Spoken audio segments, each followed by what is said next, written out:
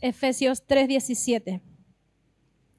Entonces, Cristo habitará en el corazón de ustedes. A medida que confíen en Él, echarán raíces profundas en el amor de Dios y ellas los mantendrán fuertes. Espero que puedan comprender, como corresponde a todo el pueblo de Dios, cuán ancho, cuán largo, cuán alto y cuán profundo es su amor. Amén. ¿Cuántos quieren conocer el tamaño? ¿Sí? Acá nos habla del tamaño del amor de Dios. ¿Sí? Para poder conocer un poquito, porque el mismo título lo dice, ¿no? Inmenso amor del Señor. Un poco del amor, de lo que es el amor de Dios. Es necesario que podamos comprender también el tamaño de lo que es nuestro pecado delante de Dios, ¿sí? Para ello vamos a considerar en este momento algunos aspectos de la obra de Jesús en la cruz del Calvario. La corona de espinas, ¿sí? Y vamos a tratar de explicar 3 connotaciones que surgen de la acción de que Jesús cargara esta corona por nosotros. Amén. Vamos a hablar de la primera connotación, ¿sí? Para el mundo, la corona de espina tiene una connotación de burla, ¿sí? Y vamos a leer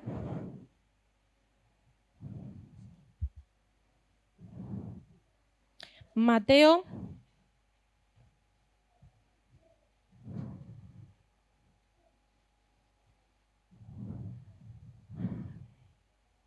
27, el versículo 29.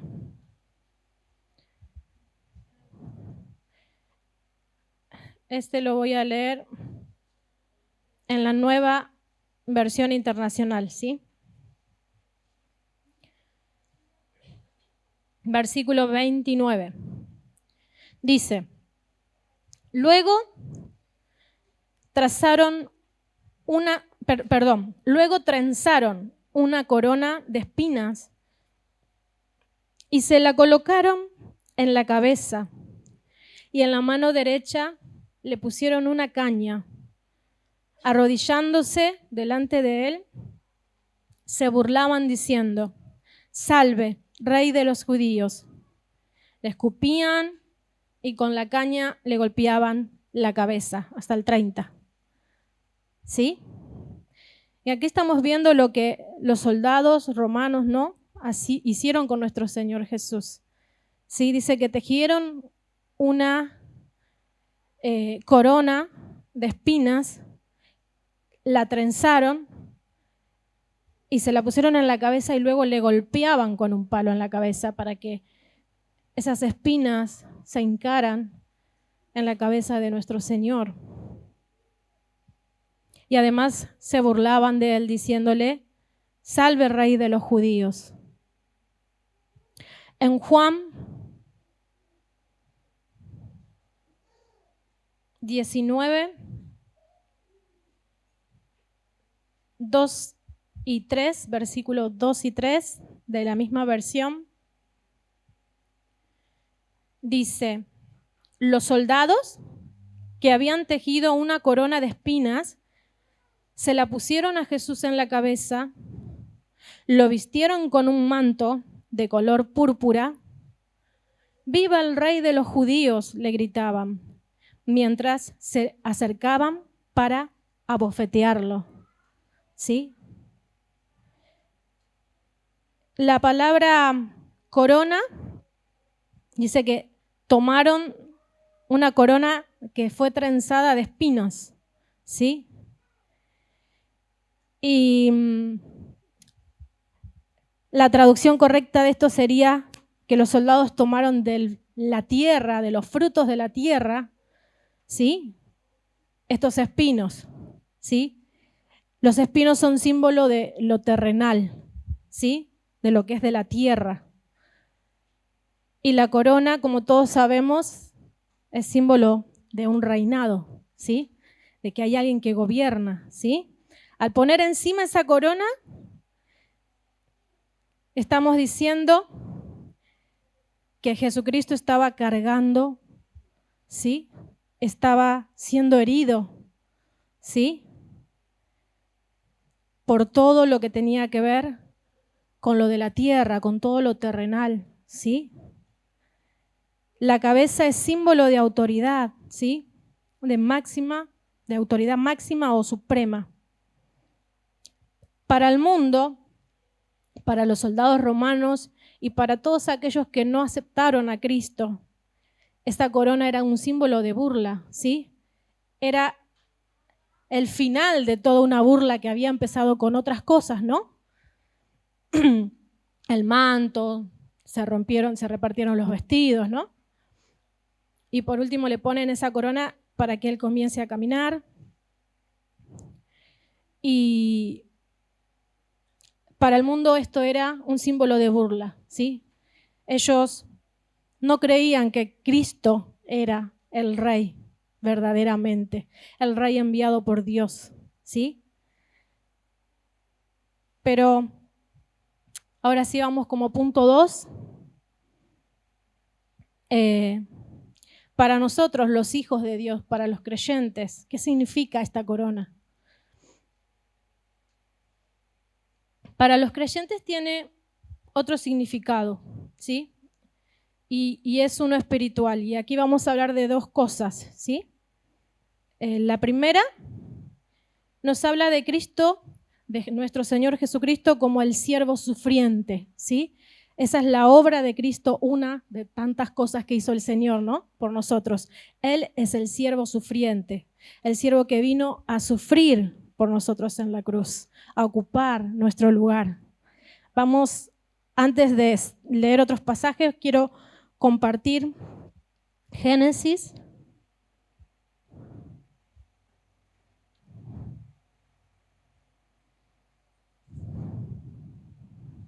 3:18.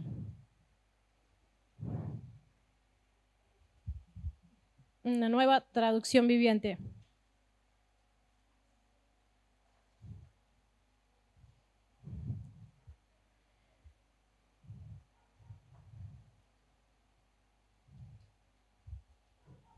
Vamos a leer del 17. ¿Sí? Dice, y al hombre Dios le dijo, ¿sí?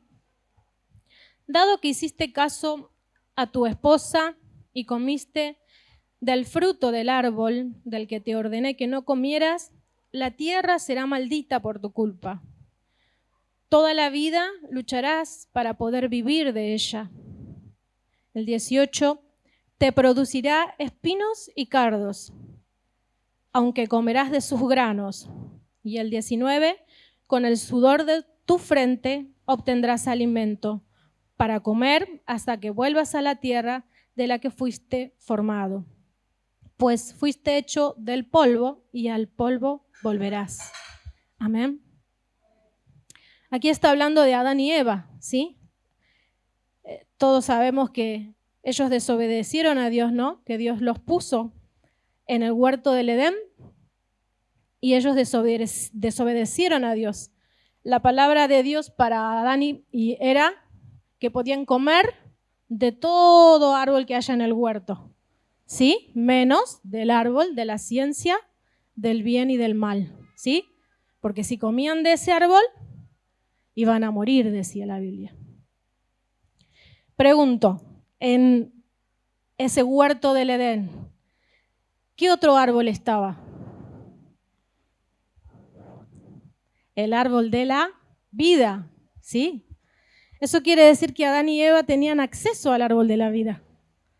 Y Dios le dijo, de todos los árboles pueden comer, pero del árbol de la ciencia del bien y del mal, no. O sea que ellos tenían ahí el árbol de la vida, ¿sí? Era un árbol que era para sanidad, dice la Biblia, de las naciones, ¿sí?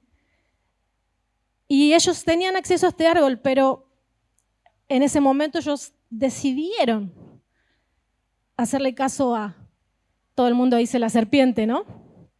A Satanás, ¿sí? Escucharon a Satanás y no escucharon la voz de Dios, ¿sí? En ese tiempo no estaba la Biblia como hoy. Nosotros tenemos la Biblia hoy, ¿no? Que es la palabra de Dios. Pero en Génesis el hombre no tenía la palabra escrita, pero ellos escuchaban a Dios, lo podían escuchar. Tenían comunión con Dios y tenían acceso al árbol de la vida. Pero decidieron hacer caso a la serpiente, hacer caso a Satanás y desobedecer a Dios. Vemos que como consecuencia en estos versículos,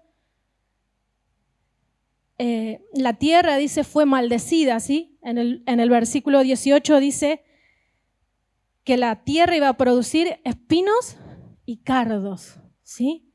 Eso quiere decir que el hombre iba a tener que labrar, que iba a tener que trabajar esa tierra, ¿sí? ¿Se imaginan ustedes trabajando en una tierra con este calor? Sudando con todo el calor que hace para poder sembrar, para poder alimentarse. Y acá dice que esa tierra iba a producir cardos y espinos. La tierra fue maldecida, no iba a dar frutos para que el hombre pudiera alimentarse. El hombre iba a conseguir esos frutos, pero con mucho dolor, con mucho trabajo, con mucho esfuerzo, ¿sí? Pero el Señor, a pesar de que Adán y Eva, el hombre, nosotros pecamos, tenía otro plan. ¿Amén? ¿Cuántos saben que el Señor tenía otro plan? Gloria a Dios, porque Dios es un Dios de detalle. Yo no me canso de decirlo. A veces vemos todo oscuro, no vemos las soluciones a nuestros problemas. Pero Dios es un Dios de detalles. Él está detrás de cada cosa, poniendo cada cosa en su lugar, aunque nosotros a veces no lo veamos. Vamos a Isaías 52.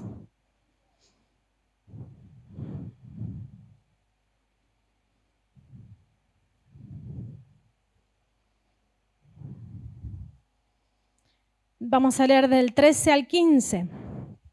También nueva traducción del Dios viviente.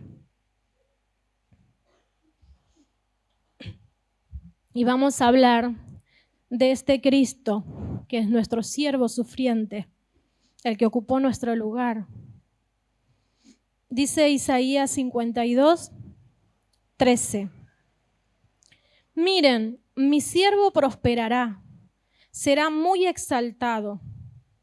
Pero muchos quedaron asombrados cuando lo vieron. Tenía el rostro tan desfigurado que apenas parecía un ser humano. Y por su aspecto no se veía como un hombre. Y él alarmará a muchas naciones. Los reyes quedarán mudos ante él. Verán lo que no se les había contado. Entenderán lo que no habían oído hablar. Seguimos con 53:1. ¿Quién ha creído a nuestro mensaje?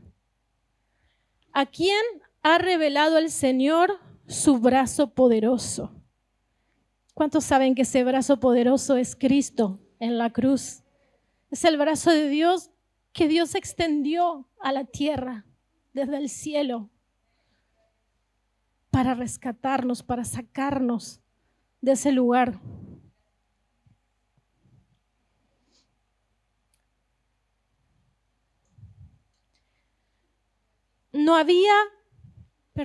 Versículo 2. Mi siervo creció en la presencia del Señor como un tierno brote verde, como raíz en tierra seca. No había nada hermoso ni majestuoso en su aspecto, nada que nos atrajera hacia él. Fue despreciado, rechazado, hombre de dolores, conocedor del dolor más profundo. Nosotros le dimos la espalda y desviamos la mirada. Fue despreciado y no nos importó. Sin embargo, fueron nuestras debilidades las que Él cargó. Fueron nuestros dolores los que lo agobiaron. Y pensamos que sus dificultades eran un castigo de Dios, un castigo por sus propios pecados. Pero Él fue traspasado por nuestras rebeliones y aplastado por nuestros pecados. Fue golpeado para que nosotros estuviéramos en paz. Fue azotado para que pudiéramos ser sanados. Todos nosotros nos hemos extraviado como ovejas, hemos dejado los caminos de Dios para seguir los nuestros. Sin embargo, el Señor puso sobre Él los pecados de todos nosotros. Fue oprimido y lo trataron con crueldad. Sin embargo, no dijo ni una palabra. Como cordero fue llevado al matadero y como oveja en silencio ante sus trasquiladores. No abrió su boca. Al ser condenado injustamente, se lo llevaron. A nadie le importó que muriera sin descendientes, ni que le quitaran la vida a la mitad de camino. Pero lo hirieron de muerte por la rebelión de mi pueblo. Él no había hecho nada malo y jamás había engañado a nadie. Pero fue enterrado como un criminal, fue puesto en la tumba de un hombre rico. Formaba parte del buen plan del Señor aplastarlo y causarle dolor. Sin embargo, cuando su vida sea entregada en ofrenda por el pecado, tendrá muchos descendientes, disfrutará de una larga vida y en sus manos el buen plan del Señor prosperará. Cuando vea todo lo que se logró mediante su angustia, quedará satisfecho. Y a causa de lo que sufrió mi siervo justo, hará posible que muchos sean contados entre los justos, porque Él cargará con todos los pecados de ellos.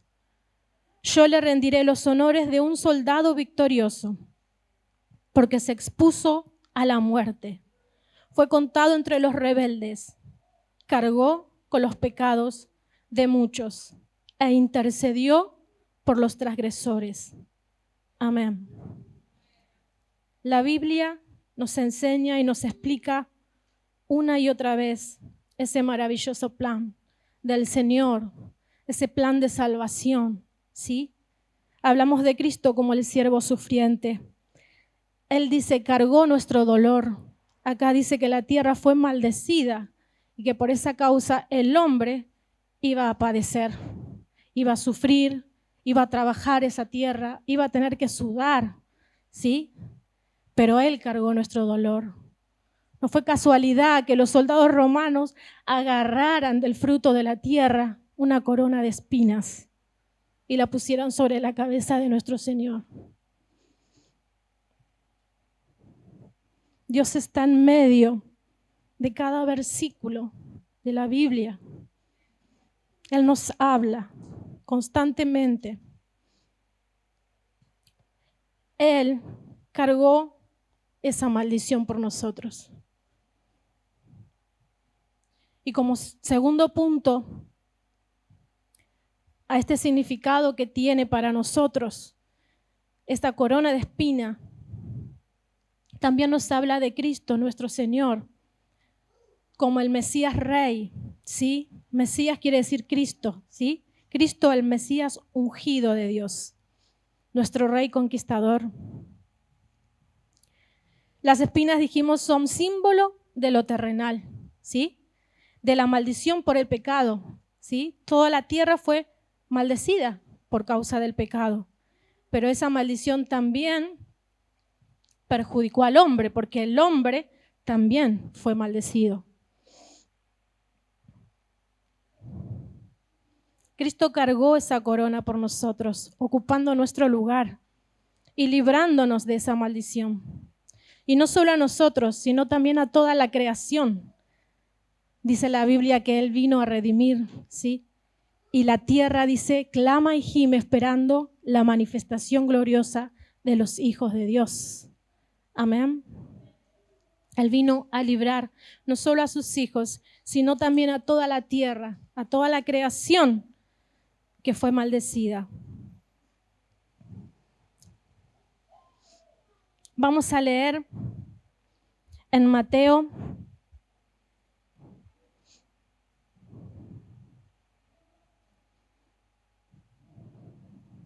16, 15 y 16. Acá vemos a Jesucristo en estos pasajes como el Rey Mesías, ¿sí? El Rey Salvador, quien nos vino a salvar de esta maldición. En el versículo 15 y 16 vamos a leer. Entonces les preguntó Jesús a sus discípulos, ¿no? ¿Y ustedes quién dicen que soy? Simón Pedro contestó, tú eres el Mesías, el Hijo del Dios viviente. Amén. Ahí está reconociendo Pedro que Cristo, ese Cristo que vino a ocupar nuestro lugar en la cruz, es nuestro Mesías, nuestro Rey Mesías, nuestro Salvador. Vamos a leer en Hechos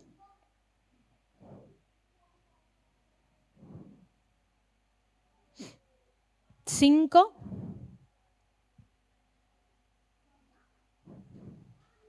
42. Dice, y cada día en el templo y casa por casa seguían enseñando, ¿sí? Hablando de la iglesia, de la congregación. Seguían enseñando y predicando este mensaje. Jesús es el Mesías. Amén. Vemos varios pasajes donde nos habla de nuestro Señor Jesucristo como el Mesías, el Rey ungido que vino a salvarnos.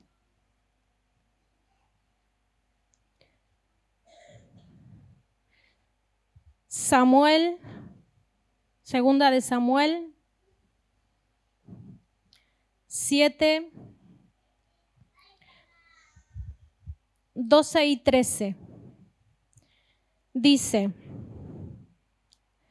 hablándole Dios, ¿no?, a David, pero pues cuando mueras y seas enterrado con tus antepasados, levantaré a uno de tus hijos, de tu propia descendencia, y fortaleceré su reino. Él es quien edificará una casa, un templo para mi nombre, y afirmaré su trono real para siempre, ¿sí? Este texto está hablando del Mesías como rey, ¿sí? Una profecía dada al rey David, ¿no?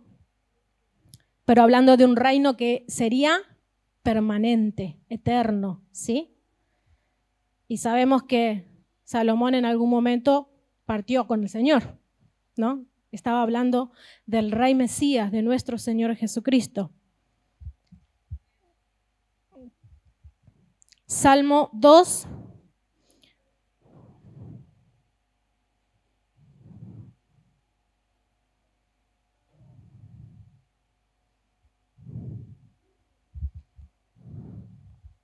Vamos a leer desde el 1 en adelante, pero vamos a leer la versión de traducción del lenguaje actual. Dice, acá yo tengo como título el reino del ungido de Jehová, ¿sí? Versículo 1 dice, ¿por qué se rebelan contra Dios las naciones y los pueblos? ¿Por qué estudian la manera de luchar contra Él y contra su rey? Inútiles son los planes de los reyes de este mundo. Quieren acabar con su poder, quieren librarse de su dominio. Pero Dios desde su trono se ríe y se burla de ellos. Luego se enoja y los reprende, se enfurece y los asusta. Los amenaza diciendo, ya elegí al rey que gobernará desde el monte de Sión, que es mi montaña santa. Voy a dar a conocer lo que Dios ha decidido. Él me dijo, tú eres mi hijo, desde hoy soy tu padre. Pídeme lo que quieras, te daré como herencia a las naciones. Todo el mundo será tuyo. Gobernarás a las naciones con mano de hierro, las destrozarás como ollas de barro. Ustedes los reyes, pónganse a pensar, dejen de enseñar, gobernantes de la tierra, adoren a Dios con reverencia y con alegría ríndanle en culto. Adoren a Dios para que no se enoje, pues fácilmente se enfurece y podría quitarles la vida. Dios bendice a todos los que en Él confían. Amén. Este Salmo 2 habla del reinado de nuestro Señor Jesús, ¿sí? Habla de que Él es rey sobre todo, ¿sí? Y es el dueño de la vida, ¿sí? Y que aún los reyes de este mundo, ¿sí? Y cada uno de nosotros, toda su creación, tiene que rendirle homenaje a ese rey y adorar a ese rey y reconocerle como rey. Amén. ¿Cuántos de ustedes le reconocen al Señor como el rey de sus vidas y de sus corazones? ¿Sí? ¿Está el Señor en el trono de tu corazón? Amén. Gloria a Dios. Y como tercer punto, vamos a hablar de la inmensidad del amor de Dios, ¿sí? Y como dijimos recién, para poder entender el tamaño de ese amor de Dios, es necesario conocer también la profundidad de nuestra condición delante de Dios. Vamos a ir a Efesios nuevamente.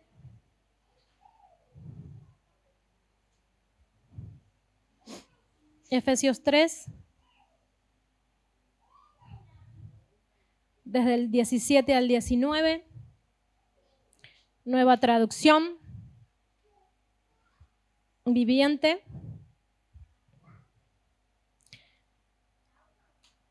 Entonces, Cristo habitará en el corazón de ustedes. ¿Cuántos tienen a ese rey en su corazón? Dijimos. Amén. ¿Podemos decir que tenemos a Cristo habitando en nosotros? A medida que confíen en Él, dice, echarán raíces profundas en el amor de Dios. Y esas raíces, ellas los mantendrán fuertes. O sea que la única forma de ser fuertes es a través de echar raíces en las profundidades del amor de Dios, que está en Cristo Jesús, que habita en nuestros corazones. Espero que puedan comprender como corresponde a todo el pueblo de Dios cuán ancho, cuán largo, cuán alto y cuán profundo es su amor. Es mi deseo que experimenten el amor de Cristo aun cuando es demasiado grande para no comprenderlo todo. Entonces serán completos con toda la plenitud de la vida y el poder que proviene de Dios. Amén. Seremos llenos de toda la plenitud de Cristo, ¿sí? Si nos metemos en esas profundidades del amor de Dios. Hoy estamos hablando solamente de la corona de espinas. Hay mucho por conocer del Señor. Y cada vez que vamos a la palabra, a la Biblia, Dios nos enseña más cosas. ¿Cuántos saben que la palabra de Dios es un océano interminable? ¿Sí? Que cada vez que uno se pone a estudiar, a tratar de entenderla, el Señor siempre tiene algo nuevo para enseñarnos, ¿sí? Y así va a ser hasta el día que estemos delante de Él, ¿no? La Biblia dice, hoy le conocemos por un espejo, dice, ¿sí? Pero un día vamos a estar cara a cara y le vamos a conocer tal cual como Él es, ¿sí? Bueno, dijimos que para poder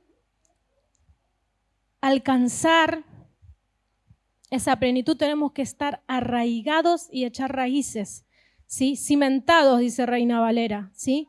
Eso es fundamentados, fundados, ¿sí? En ese amor de Cristo.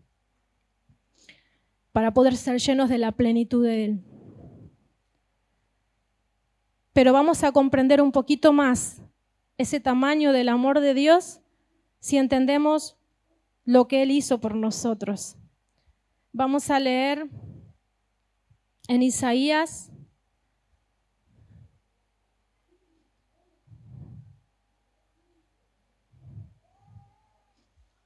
59, el versículo 2 de la Nueva Traducción Viviente.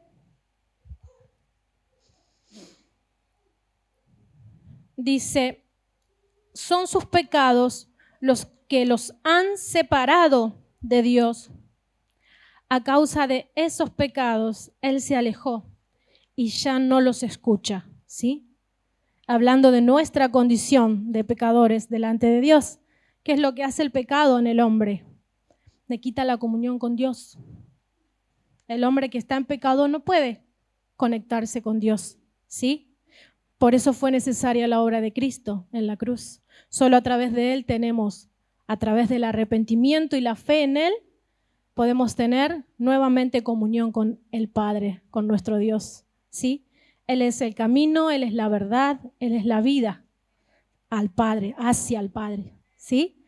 Él es, en la faz de Cristo podemos ver al Padre, a nuestro Dios, ¿sí?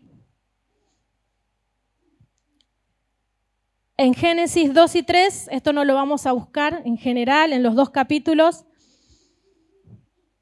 habla del Edén, ¿no? Y habla de la desobediencia del hombre, ¿sí? Cómo Dios lo puso al ser humano, a Adán y a Eva, en el centro del huerto del Edén, donde estaba el árbol de la vida, y les dio un consejo, podríamos decir, ¿no?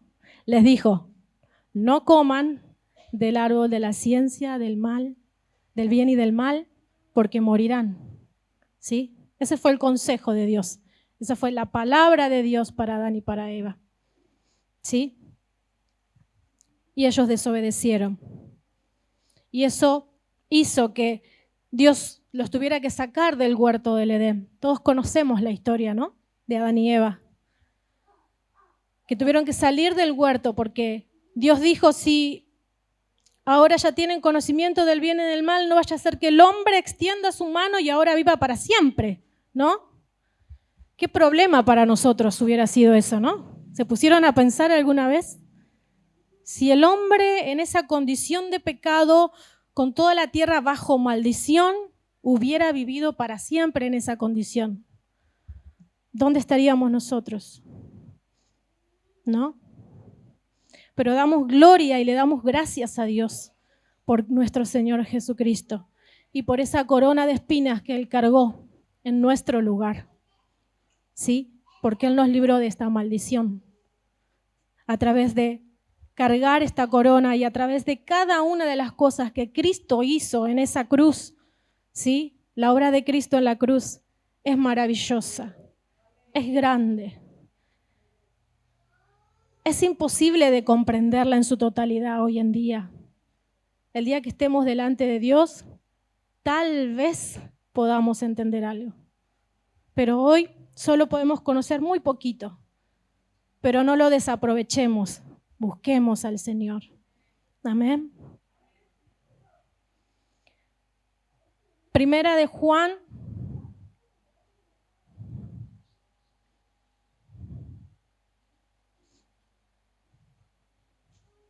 4:10. Dice, en esto consiste el amor verdadero, no en que nosotros hayamos amado a Dios, sino en que Él nos amó a nosotros y envió a su Hijo como sacrificio para quitar nuestros pecados. Amén. En esto consiste el amor. Esto es el verdadero amor. Nuestra condición era esta, como la de Adán y Eva. Estábamos bajo maldición por el pecado. Pero Cristo vino para libertarnos del pecado y de la maldición. ¿Sí? A través de Él hoy tenemos vida y la tierra, a través de Él, va a producir sus frutos. Amén. Dice, vamos a leer en Apocalipsis.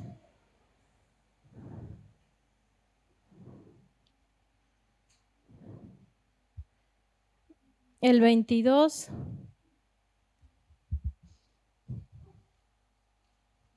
Del 2, el versículo 2. Dice, a ver, nos vamos a leer el 1 también. Luego el ángel me mostró un río con el agua de la vida. Era transparente como el cristal y fluía del trono de Dios y del Cordero. Fluía por el centro de la calle principal. A cada lado del río crecía el árbol de la vida, el cual produce 12 cosechas de frutos, una cosecha nueva cada mes. Las hojas se usaban como medicina para sanar a las naciones. Versículo 3. Ya no habrá más maldición sobre ninguna cosa, porque allí estará el trono de Dios y del Cordero, y sus siervos lo adorarán. Amén. Ahí está hablando de Cristo, el Cordero, ¿sí? El cual es ese árbol de vida para nosotros. Él es la vida, ¿sí?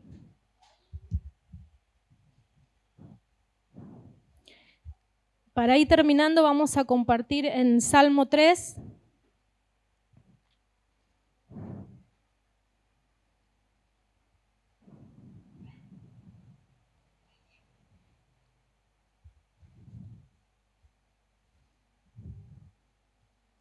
Perdón, Salmo 103.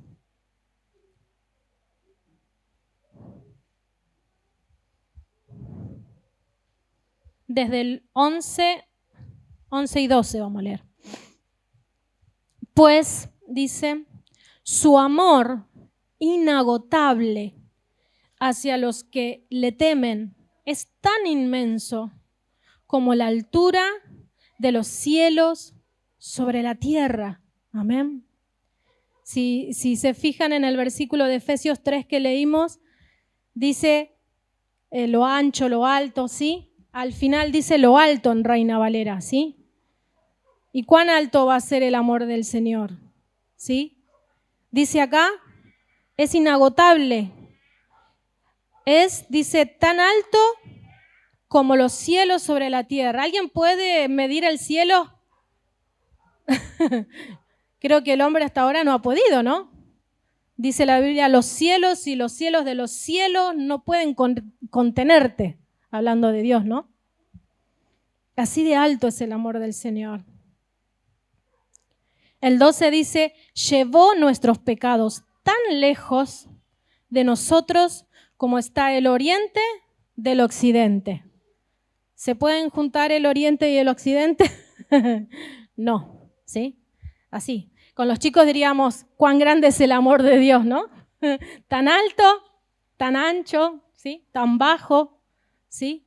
Así es el amor de Dios. No hay medida que pueda medir el amor de Dios, el tamaño del amor de Dios. Eso quiere decir inmenso. No se puede medir, no hay forma de medirlo. Y como último versículo vamos a compartir Salmo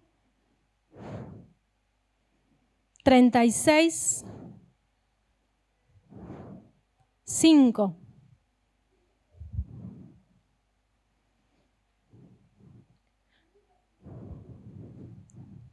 Tu amor inagotable, oh Rey, es tan inmenso como los cielos.